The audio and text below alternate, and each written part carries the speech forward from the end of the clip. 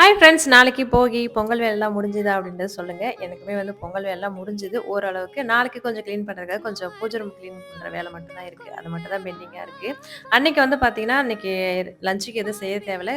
Clean பண்ற வேலைலாம் இருக்கிறதுனால, லஞ்சுக்கும் இட்லியே வந்து குடுமான்னு சொல்லிட்டாங்க. அதனால சிம்பிளா வந்து அன்னைக்கு முடிச்சாச்சு. இட்லிக்கு மேல வந்து கொஞ்சம் சாம்பார் ஊத்தி வைம்மா, சாம்பார் தொட்டு சாப்பிடுறதுக்கு வை, அப்பதான் ஊறி போய் சாப்பிடுறதுக்கு நல்லாருக்குன்னு வந்து பசங்க சொல்லியிருந்தாங்க. பசங்களுக்கு லஞ்ச் எல்லாம் ரெடி பண்ணி குடுத்துட்டு, அதுக்கப்புறம் நிலைவாசல்ல தான் மேல ஏறி கிளீன் பண்ணலாம் அப்படின்றதுக்காக போயிருந்தேன். அவங்க நெறைய பேருக்கு வந்து தெரியும் நிலைவாசலுக்கு பெயிண்ட் பண்ணாம தான் இருந்தது. இப்ப தான் கொஞ்ச நாளுக்கு முன்னாடி பெயிண்ட் பண்ணோம். பெயிண்ட் பண்ண உடனே பார்த்தீங்கன்னா, வீட்டுக்குள்ள தண்ணி வந்துருச்சு. ஓரளவுக்கு அந்த பெயிண்ட் பண்ணதெல்லாம் பார்த்தீங்கன்னா, சேறு பூந்த மாரி ஆயிடுச்சு. இப்ப விலைவாசி ஏறிட்டு போறதுல, இப்ப வந்து வீடு கட்டுற ஆசையே வந்து போயிடும் போல இருக்கு. அந்த மாரி தான் இருந்தது. பெயிண்ட்லாம் வாங்குறதுக்கு வந்து பார்த்தீங்கன்னா, 4000 தான் ஆச்சு. அதுக்கு கூலி குடுத்தோம் பார்த்தீங்களா, கிட்டத்தட்ட ஒரு 15,000க்கு மேல வந்து ஆச்சு.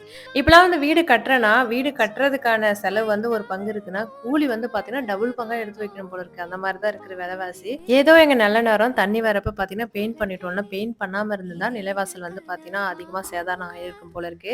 இப்ப தான் பெயிண்ட் பண்ணோன்றதுனால பார்த்தீங்கன்னா, அந்த அளவுக்கு அழுக்குலாம் கிடையாது. சும்மா பிரஷ்ஷ வச்சு தொடச்சுட்டு, அதுக்கப்புறம் கண்ணாடிலாம் இருந்தது இல்லையா, ஈர துணிய வச்சு தொடச்சுட்டு, அன்னைக்கு கிளீன் பண்ற வேலை முடிஞ்சுது. நீங்கலாம் வந்து கிளீன் பண்ற வேலைய முடிச்சுட்டீங்களா? அப்படின்ட்டு சொல்லுங்க. நாளைக்கு வேலை கொஞ்சம் பெண்டிங் இருக்கு எனக்கு.